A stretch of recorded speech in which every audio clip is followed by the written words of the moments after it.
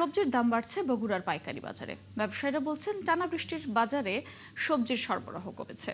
প্রত্যেক সবজির দাম কেজিতে বেড়েছে ৫ থেকে ৭ টাকা। তবে খরচের বিপরীতে ভালো দাম পাওয়ায় খুশি প্রান্তিক চাষি। এস এম আবু সাঈদের প্রতিবেদন, ছবি তুলেছেন মনির হোসেন। কয়েক সপ্তাহের টানা বৃষ্টির নেতিবাচক প্রভাব পড়েছে দেশের অন্যতম প্রধান সবজি উৎপাদনকারী অঞ্চল বগুড়ায়। মাঠে নষ্ট হয়েছে বহু ফসল, ব্যাহত হয়েছে উৎপাদন।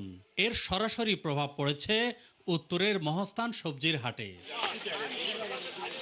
বগুড়া অঞ্চলের সবজি প্রতিদিন চলে যায় দেশের নানা প্রান্তে।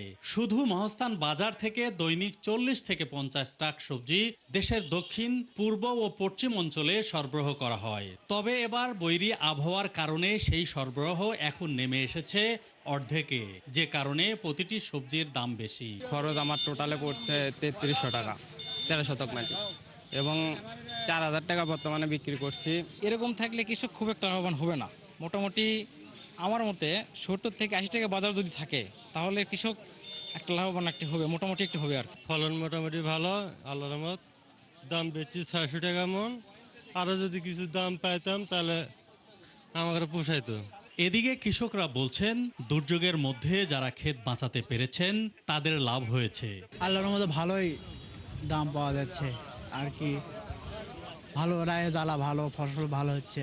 ১৪ শতক লাগাছি বাবা, আর মোটামুটি খরচের টাকা উঠেছে, এখন লাভত আছি।